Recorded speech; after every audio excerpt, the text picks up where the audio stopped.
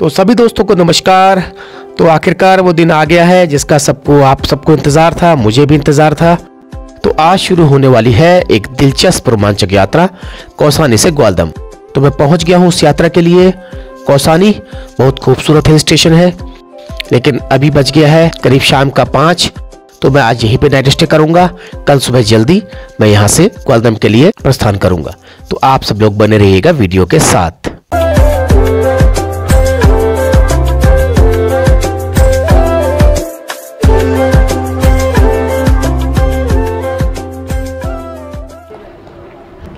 तो सभी को एक बार फिर से नमस्कार।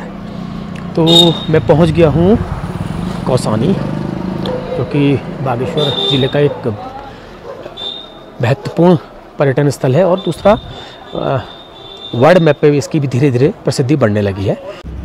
तो कल सुबह मेरी यात्रा जो होगी यहाँ से ग्वालदम के लिए होगी, और ग्वालदम जो है वो भी एक तरह से टूरिस्ट प्लेस ही है, लेकिन कौसानी के बराबर नहीं है। लेकिन मैंने आज अपना स्टे जो है वो कौसानी रख लिया। तो पहली बार मैं आज यहाँ पर रुकूँगा। तो कल सुबह जल्दी, जितना जल्दी हो सके उतनी जल्दी यात्रा यहाँ से शुरू की जाएगी ग्वालदम के लिए। उसके अलावा हाइट कौसानी और ग्वालदम की बराबर ही है। तो बहुत लोगों की डिमांड थी कि कौसानी से ग्वालदम बनाओ, तो इसलिए मैं पहले ही कौसानी आ गया ताकि यहाँ से मुझे जल्दी में अपनी यात्रा आरम्भ कर सकूँ। तो चलिए होटल वगैरह लेते हैं, उसके बाद फिर आपसे होगी मुलाकात। तो यहाँ पर खूब सारे होम स्टे वगैरह बने हुए हैं। देखिए होम स्टे हैं, रिजॉर्ट भी हैं, बड़े रिजॉर्ट भी हैं आपकी पॉकेट के हिसाब के, और इकोनॉमिकल भी हैं, महंगे भी हैं, आरामदायक भी हैं, डीलक्स भी हैं। तो काफ़ी है यहाँ पर, और काफ़ी महंगा है। महंगा होता जा रहा है वैसे, जितना प्रसिद्धि बढ़ रही है कौसानी की, तो कौसानी महंगा होता जा रहा है। तो चलिए पहले होटल देख लेते हैं।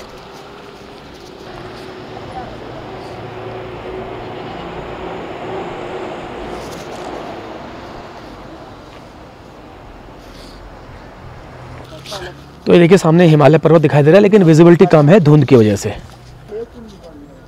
ये देखिए विजिबिलिटी बहुत कम है, उसकी वजह है आसमान में छाई हुई ये बेमौसम का कोहरा। ये बेमौसम का कोहरा नहीं है, ये आतिशबाजी से निकला हुआ धुआं है। ये कोहरा नहीं है ना, ये बादल है। तो उसकी वजह से हिमालय की विजिबिलिटी कम है। फिर भी थोड़ा बहुत उसकी चोटियाँ आपको नज़र आ रही होंगी।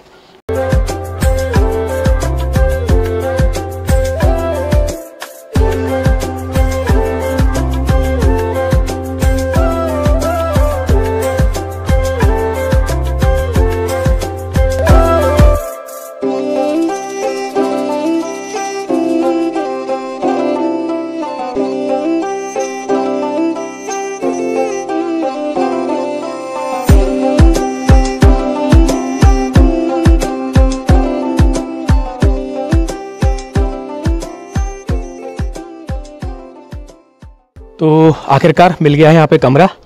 तो अपने बजट का कमरा मैंने लिया है। तो होटल अमित है यहाँ पे, रेस्टोरेंट। तो यहाँ पर ये रूम लिया है, और मेरे बजट का रूम है। 800 रुपये करीब का रूम है ये। तो मेरे हिसाब का ठीक है ये। वैसे 800 का है नहीं है, ये 1200 से 1000 रुपये का रूम है, लेकिन मेरी रिक्वेस्ट पर उन्होंने मुझे 800 को दिया है। तो सुबह मैं अपनी यात्रा शुरू करूँगा यहाँ से करीब 6:30 बजे, जितना जल्दी हो सके। तो कमरा ठीक ठाक है, और खाने की भी व्यवस्था यहीं पे है। हाँ, तो इन्हीं के वहाँ खाने की व्यवस्था भी है, और ये रूम भी है। तो रूम भी अच्छा है, कोई दिक्कत नहीं है, और इकोनॉमिकल है, बहुत ज़्यादा वो भी नहीं है, बहुत ज़्यादा। अब मेरे हिसाब का ठीक है।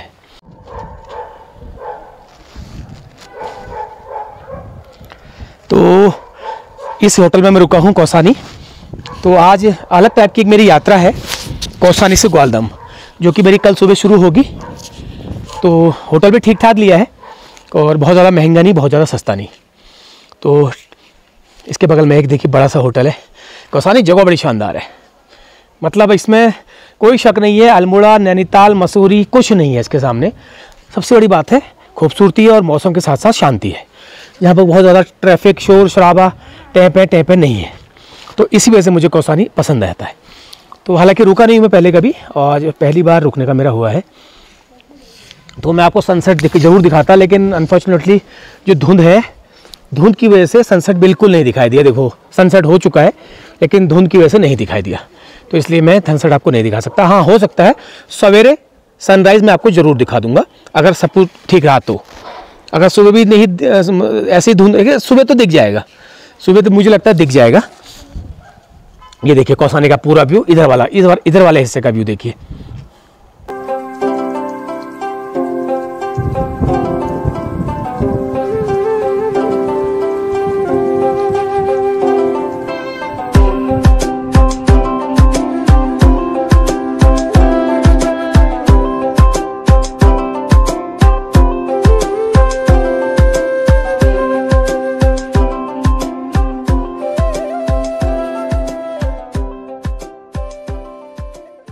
तो नमस्कार सभी को। तो सुबह का करीब बजा है 8:30 और मैं नहा धो के बिल्कुल रेडी हो गया हूँ और रूम मैंने छोड़ देना है थोड़ी देर में। नाश्ता वगैरह मैं नाश्ता करूँगा गरुड़ में, तो नाश्ता करूँगा गरुड़ में। और यहाँ भी मेरा भी भूख भी नहीं लगी है, मन नहीं हो रहा है। एक तो रात नींद नहीं आई थी, पता नहीं क्या हुआ। कभी कभी दूसरी जगहों पर जाके नींद आ नहीं पाती ढंग से, तो नींद नहीं आ पाई मुझे अच्छी तरह से। 12:30-1 बज गए थे सोते होते। तो सुबह लेट उठा, तो अब निकलने की तैयारी है यहाँ से। तो यहाँ से मैं निकलूँगा सीधे बाया गरुड़ होते हुए, बैजनाथ होते हुए ग्वालदम। हो सकता है ये वीडियो मेरी 2 पार्ट में आए, हो सकता है एक ही पार्ट में हो जाए। मुझे लगता है 2 पार्ट में हो पाएगी, क्योंकि वीडियो थोड़ा लंबी होने वाली है ये, तो मैं इसको 2 पार्ट में बनाऊँगा। तो आप लोग बने रहेगा वीडियो के साथ। और सुबह मैंने अपनी धौलाघाट वाली वीडियो डाल दी है, तो आप लोग इसे एंजॉय कर रहे हैं। और उसमें जो भी कमियाँ खामियाँ होंगी वो बताइएगा मुझे कमेंट करके। चलिए बिल्कुल रेडी हूँ, सामान बांध लिया है, बैग पैक कर लिए हैं। अब चलता हूँ, अब आपसे नीचे मिलते हैं कौसानी के चौराहे पर। तो चलिए सफ़र मैंने शुरू कर दिया है। तो आज की वीडियो का मेरा शीर्षक है कौसानी से ग्वालदम यात्रा। तो 2 भागों में यात्रा को मैं डालूँगा, एक भाग में नहीं हो पाएगी क्योंकि थोड़ा सा इसमें रास्ते के भी काफ़ी चीज़ें मेरे जहन में है। तो ये आगे है कौसानी का चौराहा।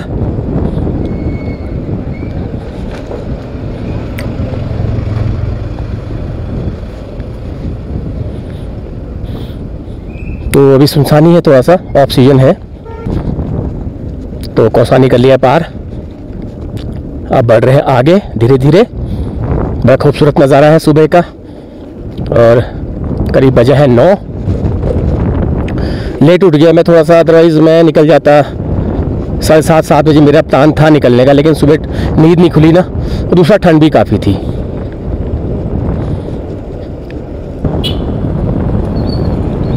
ग्वालदम 39 किलोमीटर है यहाँ से ग्वालदम, 39 किलोमीटर। जितना बागेश्वर है उतना ही ग्वालदम है। मेरे को कल कंफ्यूज हो गया था, मैं 85 किलोमीटर बोला था, 85 किलोमीटर नहीं है, वो मैंने कहीं और से नाप दिया था। 85 किलोमीटर कहीं नहीं है। तो कोई बात नहीं, 40 किलोमीटर की यात्रा है। और लेकिन मेरे जहन में काफ़ी चीज़ें हैं, आपको मैं रास्ते की कुछ खास चीज़ें मैं आपको दिखाता ले जाऊंगा और उसको डॉक्यूमेंट्री स्टाइल में उसको पेश करूंगा मैं। तो आप लोग बने रहिएगा वीडियो के साथ। तो चलिए इस सफ़र को बढ़ते हैं आगे।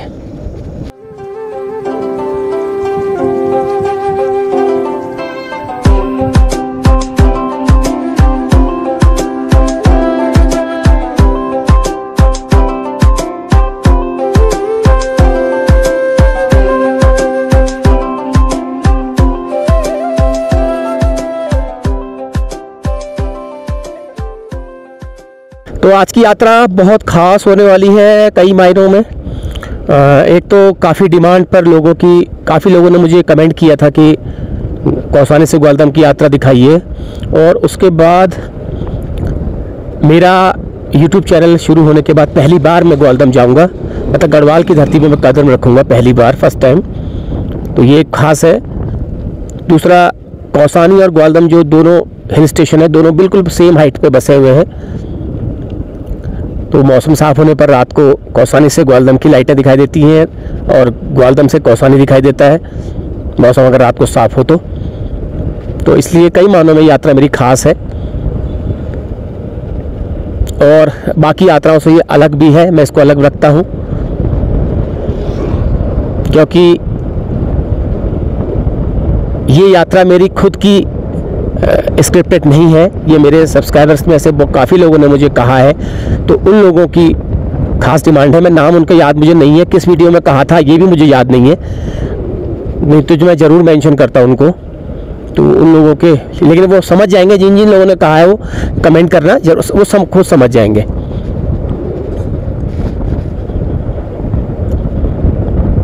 तो काफ़ी खूबसूरत नज़ारे हैं इस मार्ग पर। ये कौसानी की शॉल फैक्ट्री है यहाँ पर, और चाय फैक्ट्री है आगे।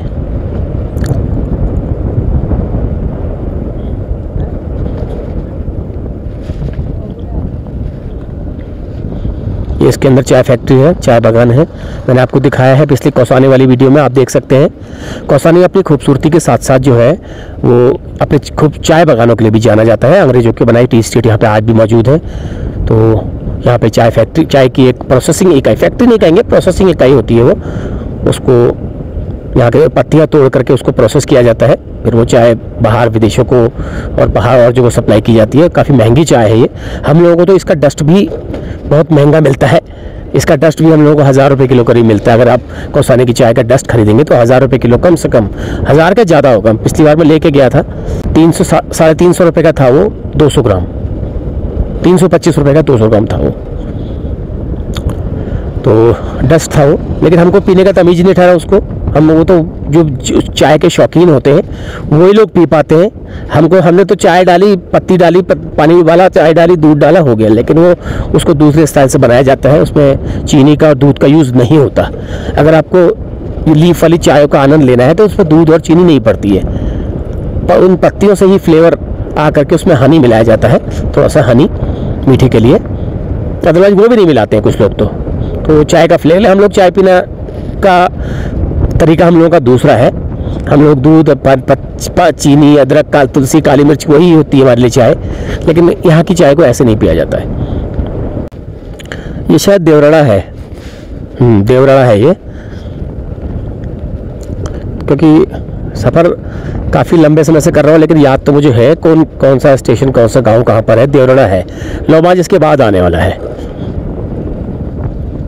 तो यहाँ पर भी जगह जगह होम स्टे वगैरह खुल गए हैं। छोटे बड़े लोगों ने अपने पुराने घरों को भी मॉडिफाई करके होम स्टे बना लिया है। किसी ने अपने सीमेंट वाले घर को भी होम स्टे बना लिया है, किसी ने किराए पर लेकर के होम स्टे बना लिया है। तो बहुत चीज़ें हैं।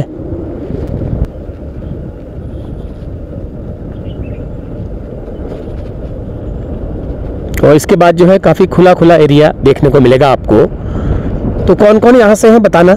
गरुड़, लोबाज, कौसानी और देवराड़ा, उसके अलावा और भी है, और भी छोटे छोटे गांव कस्बे हैं यहाँ पर। तो बताना कौन कौन यहाँ से है, मुझे अच्छा लगेगा। आप लोगों की हाज़िरी वीडियो पर आएगी तो।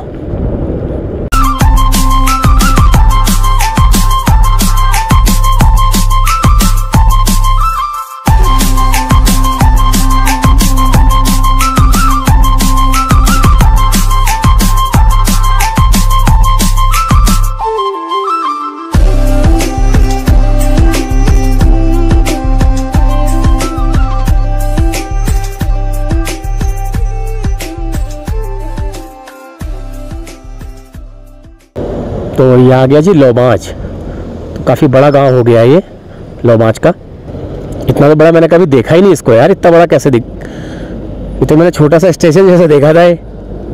वाह, बहुत बड़ा गांव हो गया है लोबाज। देखिए ऊपर से नीचे तक, बाप रे, ये तो बहुत बड़ा हो गया भाई। इतना बड़ा हो गया गांव हो गया ये, मैं तो आज ही ध्यान दिया।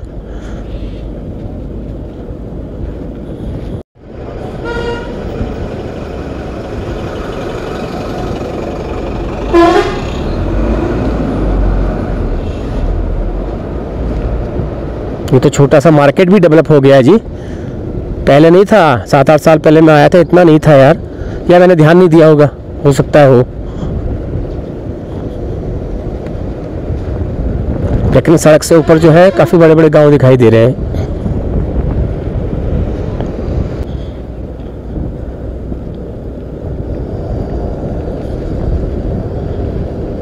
ये रोड भी थोड़ा ठीक है आज। 7-8 साल पहले आया था मैं तो रोड अच्छी नहीं थी ये। हाँ, रोड बहुत अच्छी नहीं थी ये। रोड आज थोड़ा सा ठीक कंडीशन में दिखाई दे रही है।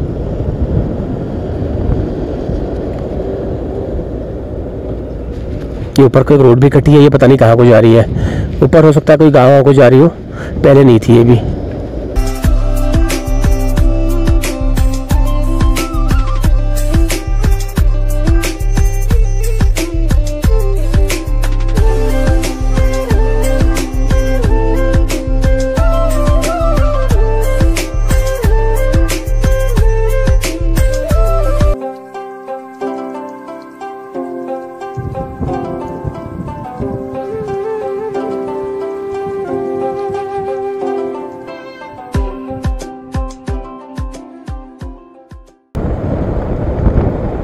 तो लो जी, आ गया है गरुड़।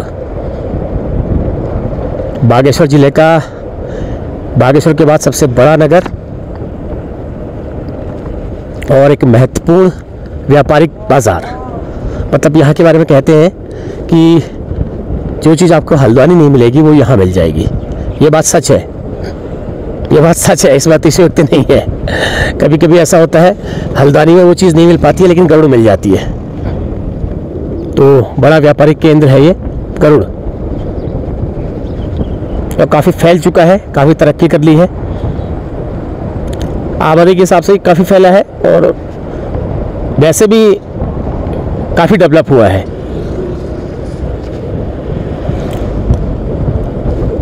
तो रुकने का तो यहाँ पे मेरा नहीं है प्रोग्राम अभी फ़िलहाल, आगे निकलते हैं सीधे।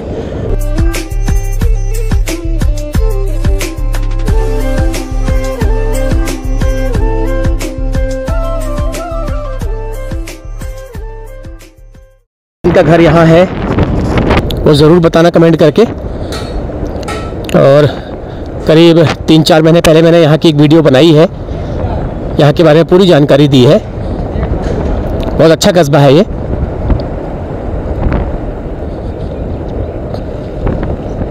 व्यापारिक लिहाज से काफ़ी बड़े बड़े प्रतिष्ठान यहाँ पर आपको मिल जाएंगे।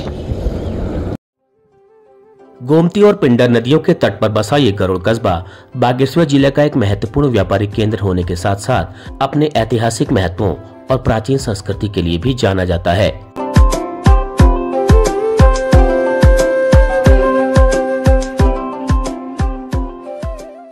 पौराणिक कथाओं के अनुसार देवनाई घाटी के ऊपर गोपालकोट नामक पहाड़ी पर एक विशाल गरुड़ पक्षी के मुख से एक नदी की धारा फूटी थी, जिसकी वजह से इस स्थान का नाम भी गरुड़ पड़ गया।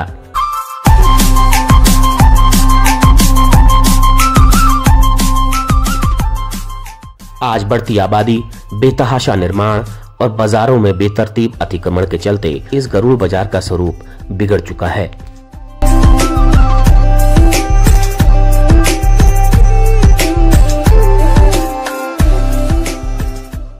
आज थोड़ा सा भीड़ कम दिखाई दे रही है। अभी जैसे लोग गांव से आ रहे होंगे, अभी बजा ही क्या है, 9:30 तो बजा है।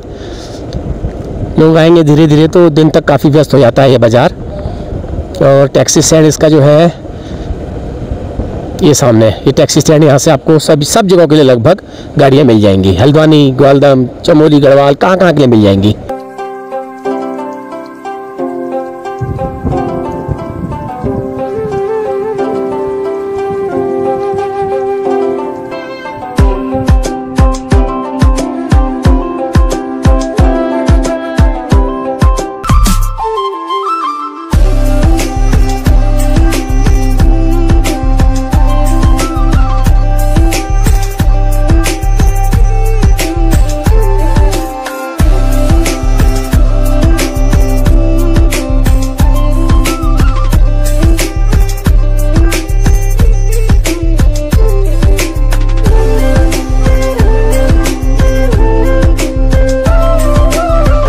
तो ये गरुड़ का एक उपनगर है टीट बाजार। मैं इसको गरुड़ का उपनगर ही मानता हूँ। स्थान विशेष का नाम अलग है, टीट बाजार। हो सकता है किसी विशेष वजह से इसका नाम टीट बाजार पड़ा हो, लेकिन ये गरुड़ का ही उपनगर है। आप इसको गरुड़ से अलग नहीं रख सकते।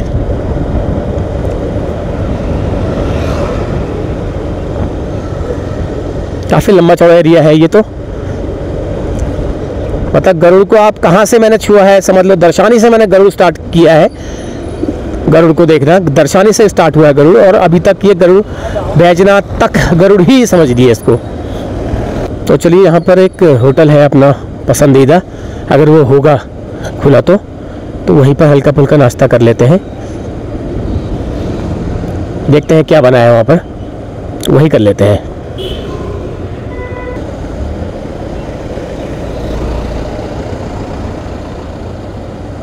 तो यहाँ पर टीट बाज़ार में देवानदा का होटल है।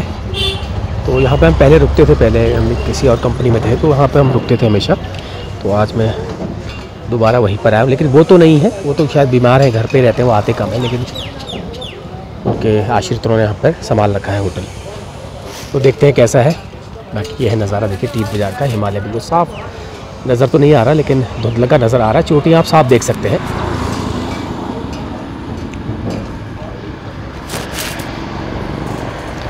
टीट बाज़ार है ये। तो 2 पराठे मैंने ऑर्डर किए हैं और नाश्ता करते हैं, फिर बढ़ते हैं आगे।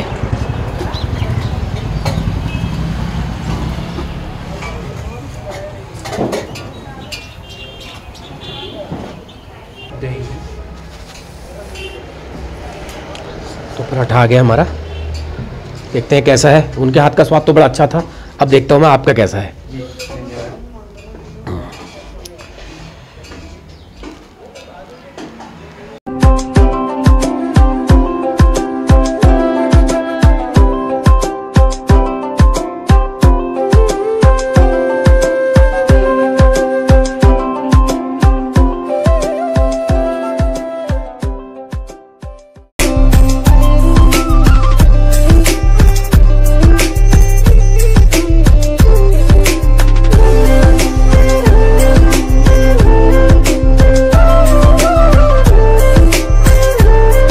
तो निकल गया हूँ मैं अपने उस सफ़र पर।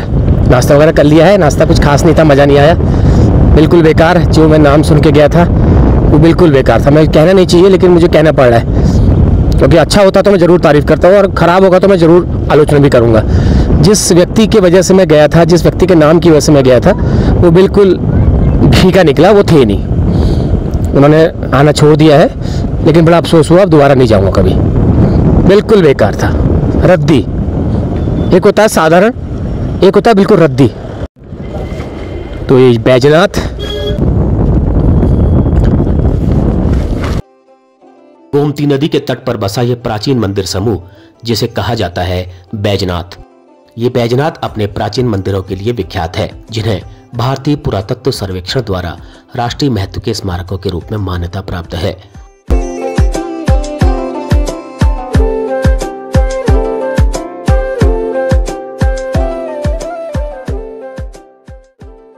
ये बैजनाथ मंदिर भगवान शिव को समर्पित है।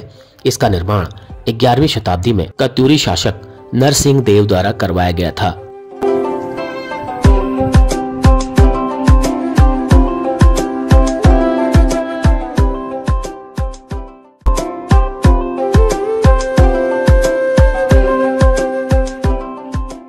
बैजनाथ को कभी कार्तिकेयपुर के नाम से भी जाना जाता था।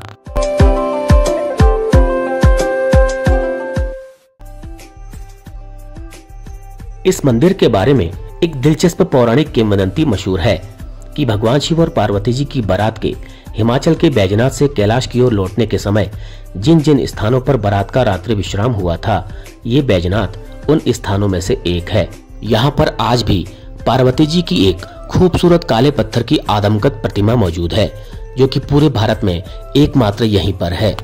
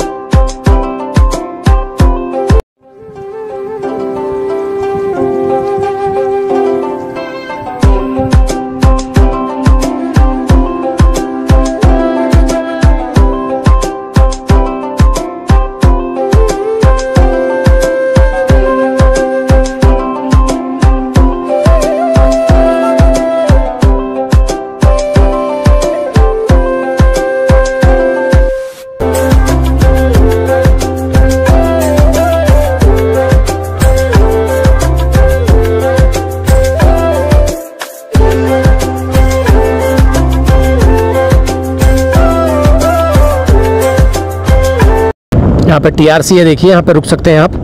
कमरे उपलब्ध हैं यहाँ पर टीआरसी में, अगर आप होटल में न रहना चाहें तो अब आ गया है वो जंक्शन पॉइंट जहाँ से मुझे डाइवर्ट होना है। अब मैं यहाँ से सीधे निकलूँगा ग्वालदम के लिए, यह चले जाएगा बागेश्वर को।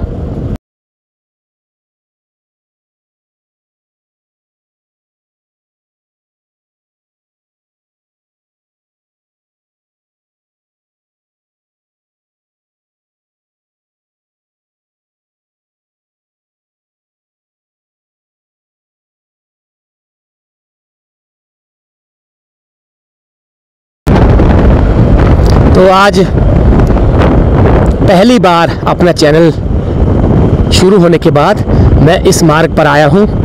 2017 में मैं लास्ट आया था, अपनी कंपनी के किसी काम से आया था ग्वालदम। तो उसके बाद मैं आज ही आया हूँ। हालांकि उससे पहले भी कई बार आ चुका हूँ, लेकिन आज 2017 के बाद लगभग 8 साल में मैं आज ग्वालदम जाऊँगा। तो काफ़ी मेरे लिए रोमांचक है ये सफ़र, और ख़ास भी है, कई महीनों में ख़ास है। अब देखते हैं रास्ते में क्या क्या मिलता है, कैसा कैसा मिलता है, वो मैं आपको दिखाता जाऊँगा।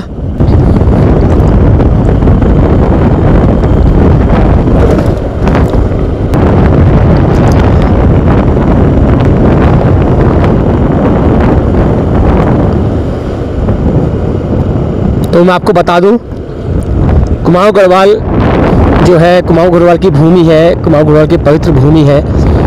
वो हालांकि दो खंड है, एक मानस खंड है जिसे कुमाऊं का कहा जाता है, और केदार खंड है जिसे गढ़वाल कहा जाता है। दोनों मिलते हैं। तो कुछ हिस्सा चमोली ज़िले का बागेश्वर, पिथौरागढ़ और अल्मोड़ा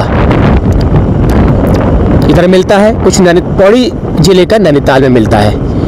तो पौड़ी और चमोली ज़िले जो हैं ये हमारे उत्तराखंड की, हमारे कुमाऊं की सीमा से जुड़े हुए हैं, लगे हुए मतलब। काफ़ी दिलचस्प और दिलखुश नज़ारे हैं इस मार्ग पर। रोड भी ठीक ठाक लग रही है, ज़्यादा ट्रैफिक भी मुझे नज़र नहीं आ रहा है इस मार्ग पर। तो 2017 के बाद आज मेरा जाना हुआ है। मैं किसी के साथ गया था, मैं अपनी गाड़ी से नहीं गया था उन दिनों, मैं किसी के साथ कार में गया था। तो कार में तो बैठ के थोड़ा सा आइडिया नहीं आता है कौन सी जगह कहाँ पे है, क्या है।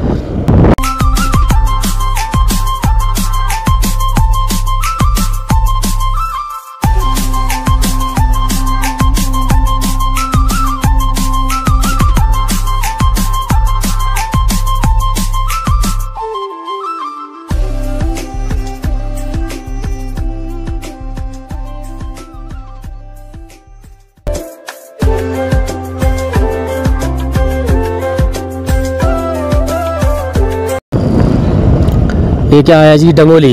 ये आ गया डंगोली, और मुझे जाना है यहाँ को। और यहाँ पर कोट भरावरी मंदिर का गेट है, ये देखिए कोट मंदिर। तो अभी जाने का भी हो नहीं रहा है, दोबारा कहीं मौका लगेगा तो जाऊँगा।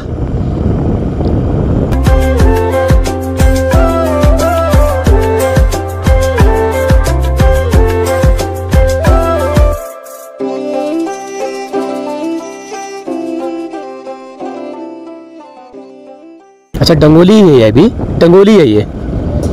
हाँ, डंगोली ही है ये।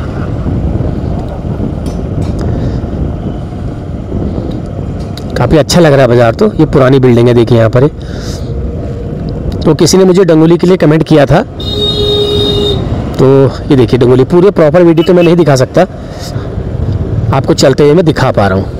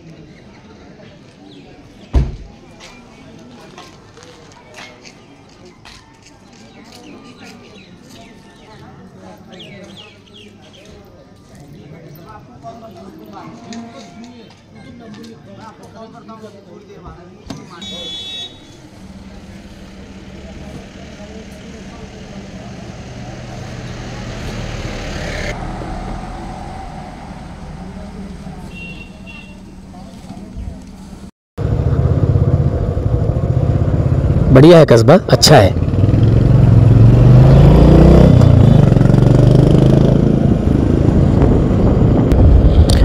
अच्छा है डंगोली बाज़ार, मुझे अच्छा लगा। मैंने पहले गौर नहीं किया था, ध्यान नहीं दिया था। तो खान साहब ने बार बार कमेंट किया था कि डंगोली दिखाओ डंगोली दिखाओ, तो मैंने थोड़ा सा दिखा दिया। कोशिश करूँगा वापसी में यहाँ से थोड़ा सा बाज़ार में रुक करके बाज़ार को दिखाऊँ, कोशिश करूँगा। अभी तो मेरा जो एम था वो ग्वालदम का ही था, इसलिए मैं निकल पड़ा हूँ ग्वालदम के लिए। तो खान साहब जो है काफ़ी दिनों से कह रहे थे, मैं उनकी मुझे खुद अच्छा नहीं लग रहा था कि बार बार वो कह रहे हैं मैं जा नहीं पा रहा हूँ। एक्चुअली मैं स्पेशली किसी जगह के लिए नहीं आ सकता हूँ ना, स्पेशली मैं किसी जगह के लिए नहीं आ सकता हूँ, मेरी मजबूरियाँ हैं, मेरी जॉब से जुड़ी हुई मेरी सीमाएं हैं, तो मैं नहीं आ सकता। हाँ, जहाँ पर जैसे आज मेरा ग्वालदम मेरा काम है, तो मैंने ग्वालदम का काम के लिए मैंने कौसानी रुका। मैं डायरेक्ट ग्वालदम नहीं गया, मैं कौसानी से मैंने अपनी ग्वालदम की यात्रा शुरू करी ताकि यात्रा मेरी आकर्षक हो जाए थोड़ी। तो ये है, इसलिए मुझे लगता बड़ा बुरा है कि कोई कह रहा है कि वहाँ भी जाओ लेकिन मैं जा नहीं पाता, मेरी मजबूरियाँ हैं। अगर मैं स्वतंत्र होता तो मैं चले जाता, लेकिन स्वतंत्र मैं नहीं हूँ ना, मेरी नौकरी के साथ मैं जुड़ा हुआ हूँ, ये बात है। इसलिए आप कोई माइंड मत करिएगा अगर आप लोग कमेंट करते हैं, मैं सबके कमेंट पढ़ रहा हूँ, लेकिन हर जगह जाना मेरे लिए संभव नहीं हो पाता है, ये बात आप भी समझते होंगे। तो एक स्टेशन में पहुंचा हूँ इस वक्त, इसका नाम है शायद घांगली है ये, हाँ घांगली है, हाँ घांगली चौराहा है ये। तो ये यहाँ से एक रोड चली जाती है घेटी को, हाँ घेटी, कलाऊ और भिलकोट को, ये वाला नीचे वाला, और ये चले जाएगा ग्वालदम को। 18 किलोमीटर है यहाँ से ग्वालदम। तो इसलिए मैं रुक गया यहाँ पे, थोड़ा सा मुझे एक स्टेशन अलग सा लगा और इसलिए मैं यहाँ पे रुक गया। तो बढ़ता हूँ आगे, थोड़ा समय ज़्यादा बर्बाद नहीं करता।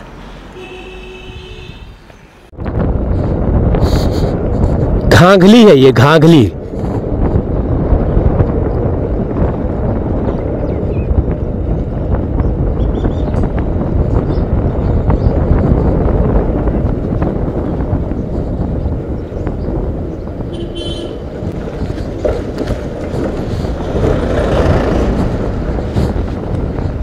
और भाई क्या हाल है?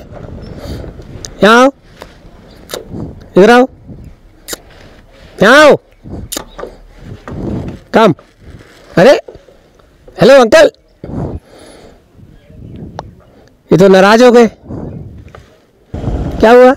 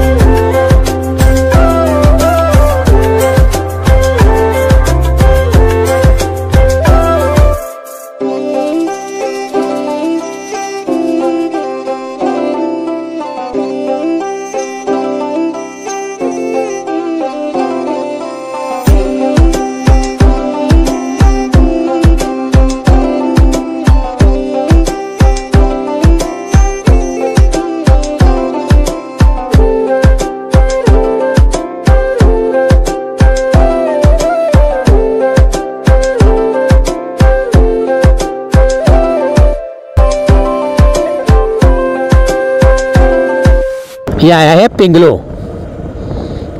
मैंने कई बार जो है गरुड़ में जीपों में लिखा हुआ नाम देखा है, देखा तो नहीं था इसको, कई बार मैंने नाम सुना है पिंगलो, कभी गौर नहीं किया आते आते ग्वालदम, लेकिन पिंगलो नाम लिखा रहता था जीपों में, पिंगलो कंधार। तो पिंगलो है ये भी बागेश्वर डिस्ट्रिक्ट ही चल रहा है अभी, ये डिस्ट्रिक्ट बागेश्वर ही चल रहा है अभी। आगे से एक जगह से चमोली का डिस्ट्रिक्ट लगेगा। तो कंधार था ये, और वहाँ पर मेरे एक सब्सक्राइबर मिल गए थे, उन्होंने मुझे दूर से पहचान लिया। किरमोलिया जी थे, पूरन सिंह किरमोलिया जी, तो उन्होंने मुझे दूर से पहचान लिया। तो अच्छा लगता है कभी कभी अनजान जगहों पे जाकर के अपने ही सब्सक्राइबर मिलकर पहचान लेते हैं, तो बहुत अच्छा लगता है मुझे।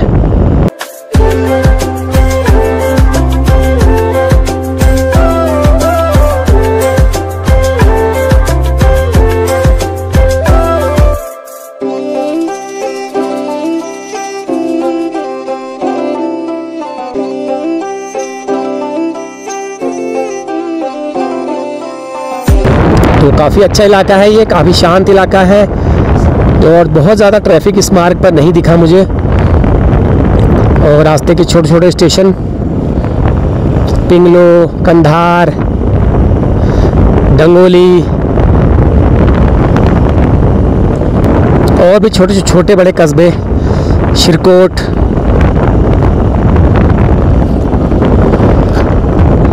और अच्छा लगा। ये अच्छा इलाका बड़ा अच्छा लग रहा है, क्योंकि दोनों ओर जिसके जंगल होते हैं सड़क के, वो मुझे इलाका बहुत पसंद आता है।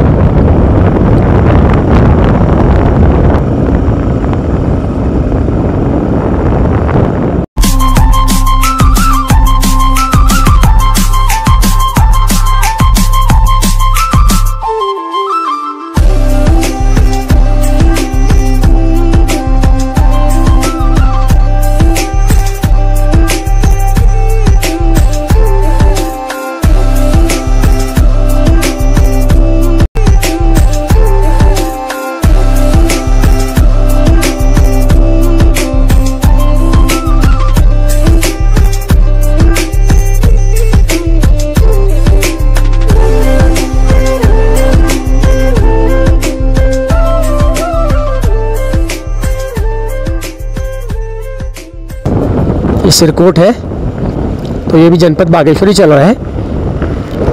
तो इससे थोड़ा सा आगे जाकर के डिस्ट्रिक्ट चमोली लग जाएगा। यह भी सिरकोट है, इसका नाम ले ही रहा था मैं सिरकोट का, सिरकोट आ गया। मैंने सुना था ना एक बार ये सिरकोट करके।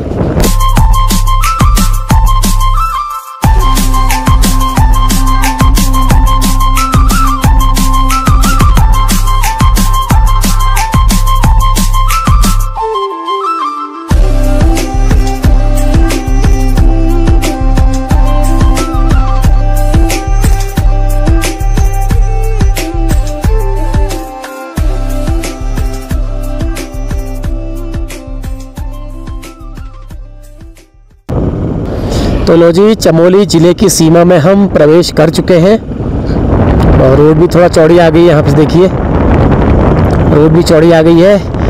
अब पहली बार मैं अपने चैनल बनने के बाद गढ़वाल की धरती में मैंने प्रवेश किया है। आज बहुत अच्छा लग रहा है। केदारखंड में प्रवेश कर लिया है मैंने, जनपद चमोली। हालांकि मेरा जन्म जो है जनपद चमोली का ही है और मेरा बर्थ प्लेस जो है थराली है, तो उस वजह से भी ये इलाका मेरे जीवन से जुड़ा हुआ है। बहुत गहरा संबंध है मेरा यहाँ से।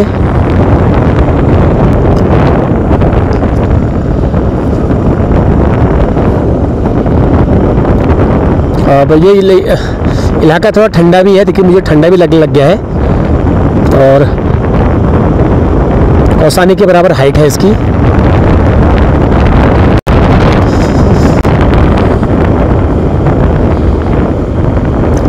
तो एक मेरी खास यात्रा है आज, तो उम्मीद कर रहा हूँ आप लोगों को ये पसंद आ रही होगी, आप लोग एंजॉय कर रहे होंगे इसे।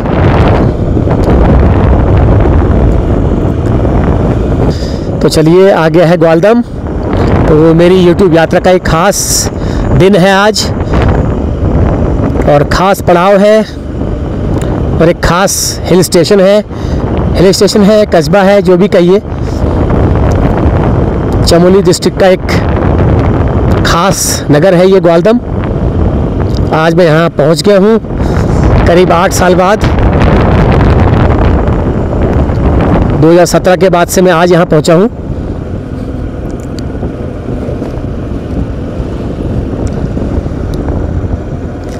ग्वालदम का बाज़ार बहुत अच्छा लगता है, लेकिन YouTube में आज आपको पहली बार दिखेगा ग्वालदम।